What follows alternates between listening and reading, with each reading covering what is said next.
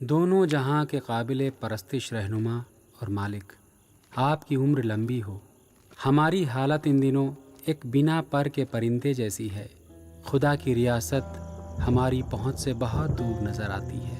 हाँ, उसकी अजीम शान शौकत की छाप दिल पर हमेशा छाई रहती है।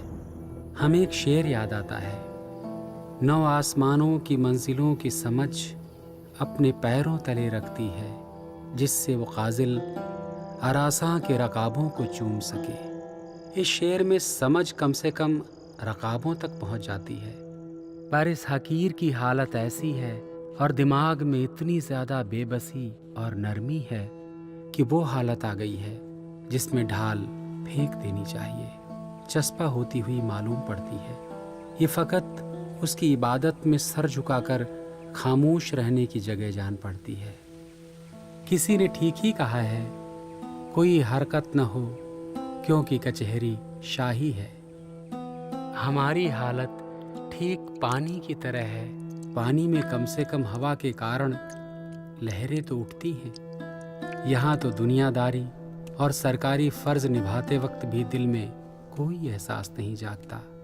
वृत्तियाँ और इंद्रियाँ अपनी जगह पर हैं और उनके ठीक तालमेल से काम पूरा हो जाता है। होशो हवास यूं खामोश है, गोया कहीं कोई मातम हो। हमें ज़रा भी महसूस नहीं होता है कि कभी हमने इल्म इलाही हासिल किया हो। हम अब बिल्कुल नहीं के बराबर रह गए हैं। जो भी कैफ है अब वो खुदा से ही है। अगर हम अपनी हालत को कुछ भी नहीं का नाम दें तो शायद सही ही होगा।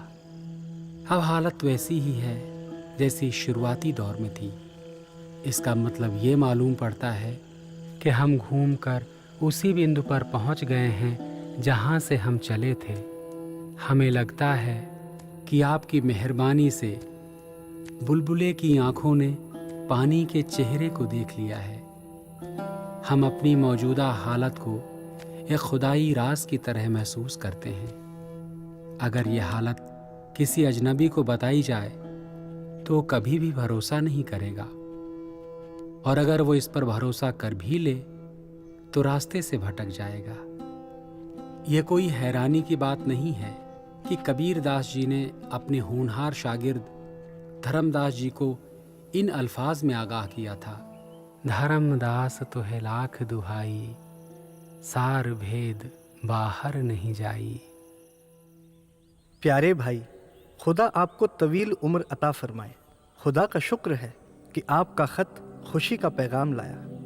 एक बात जो गौर करने वाली है वो ये कि आपके ख़त में पूछे गए हर सवाल के आखिर में एक हिस्सा ऐसा होता है जो खुद ब खुद ही जवाब है। यही बात आपके आखिरी ख़त में भी है। ऐसे ख़त का जो खुद आप ही में जवाब हो का जवाब देना मुश्किल है। शुरुआत में जो हालत मौजूद थी, आखिरी मुकाम पर वही हालत मालूम होती है। जो इब्तिदा थी अब इंतहा भी वही है। जो पहले था वही आखिरी है। हैरतन यही हकीकत है। रूह जिस मुकाम से चली थी वहीं लौट आई है। अगर इस हकीकत को तफसील से बयां किया जाए तो एक सहीफ़ा या किताब लिखी जा सकती है, मगर मेरी इबादत भी मुझे रोकती है क्योंकि ये एक खुदाई राज। बाबूजी आपका पत्र आया है। अरे बिटिया, पत्र आया है? अच्छा, ये लो लड्डू। प्रशिक्षक सोई जज्बाती हालतों को प्राणाहुति और कैफ की मदद से दोबारा हरकत में लाते हैं। हमारी संस्था की तालीम में वो इसे एक गहरे रूहानी नशे या जज्ब से शुरुआत करते हैं और इसके सब पहलुओं से गुजारकर वो शिष्य को सुलूक यानी रूहानियत की राह पर ले आते हैं। फिर वो सुलूक की सारी हालतों से गुजरते हैं और यही आखिरी सुलूक है। संभाव की वही हालत जो इंसानी दिलों और रूहों में शुरुआत में चली आई थी, फिर से आ जाती है। बीच की हालतें और दर्जे फ़कत लहरें हैं। उनसे ये नहीं जाना जा सकता है कि सुकून क्या है और कहाँ मिलेगा। अब हकीकतन आदमी इंसान हो जाता है, जबकि इससे पहले वो आदमी की शक्लो सूरत में महज एक जानवर था। हकीकत लहरों में नहीं मिलती, यहाँ इब्तिदा और इंतहा का कोई सवाल ही नहीं उठता। जो है सो है। बच्चों को दुआएं और सबको सलाम। रामचंद्र, फतेहगढ़ से।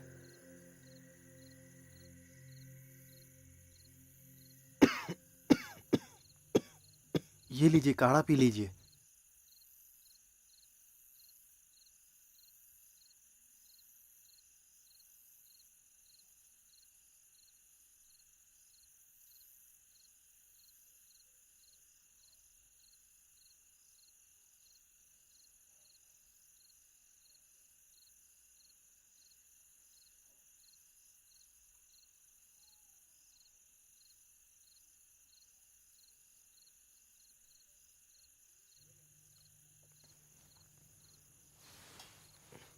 अब आराम से। हाँ।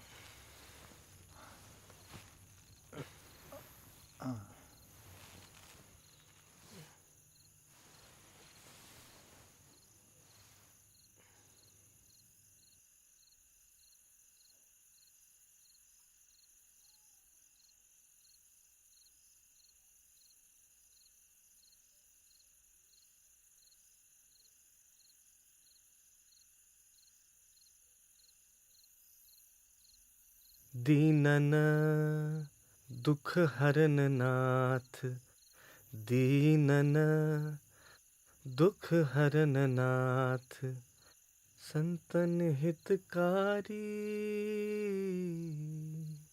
अजामिल गिध व्याध, अजामिल गिध व्याध, इनमें कहो कौन साध, अजामिल गिध व्याध।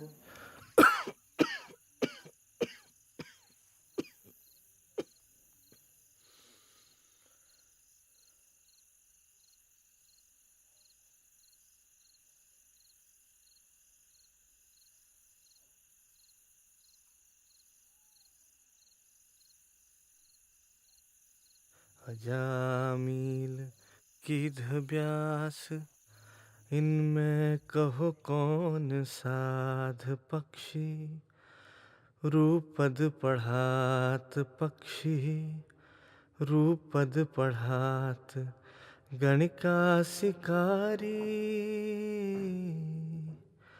दीनन दुख हरन नाथ, दीनन दुख हरन नाथ, संतन